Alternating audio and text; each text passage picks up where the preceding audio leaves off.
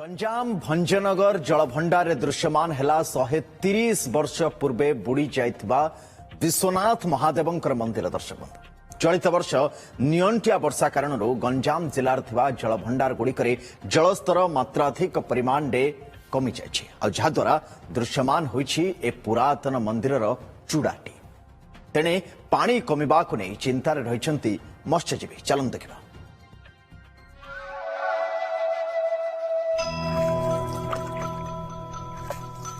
ये गंजाम जिला भंजनगर जलभंडार। ब्रिटिश शासन अमल निर्माण होइतिबा बेले पूर्वरु एठारे थिला छेदाभूमि नामक गां, जेउठी थिला विश्वनाथ महादेवଙ୍କ एही पुरातन मंदिर। प्राय 130 वर्ष पूर्वे ब्रिटिश शासक अमल छेदाभूमि गां को स्थानांतर कराଯାଇ जलभंडार निर्माण होइतिला। आउ एबे दीर्घ वर्ष परे पानी कमी जिबारु देखिबाकू मिलिछि मंदिरर चूड़ा। प्राय आम पिला बेले जानी थे एमती मंदिर सुखी जाइथिला।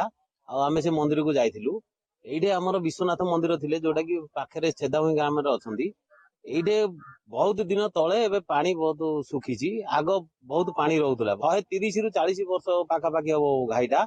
आमर मंदिर चूल दुसिलाणी, वर्तमान पहाड़ देखो पछपटे कौन पानी नाही। जदि घाईटा जदि पुनः उद्धार हबो ताहले हमर ए अंचलवासी तलपटे जो पानी पाउथले सेमाने किछिटा पानी पाइबे। जो ये महादेव मंदिर थिला खाई भितर से महादेव मंदिर को स्थानांतरित करागला ठाकुर को छेदभूमि की। बर्तमान विश्वनाथ महादेव मंदिर रही पूजा पाउचंती।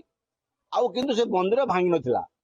बर्तमान जो आपण खाई भितर कथा आउची जे मंदिर चूड़ देखा मंदिर तार देह देखा जाउची मंदिर।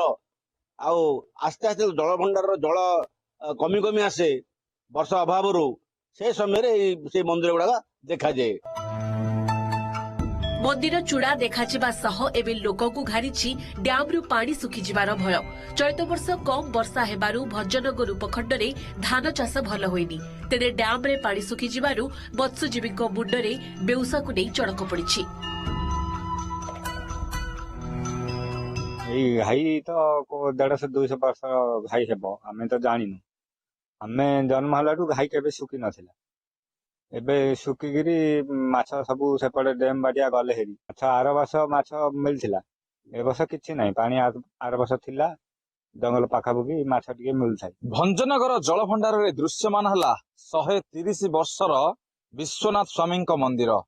एई चूड़ा देखिबाकू स्थानीय अंचलर बहु लोकंक भिड़ जमुछि। भंजनगररू राजेश कुमार पंडा, ओटीवी।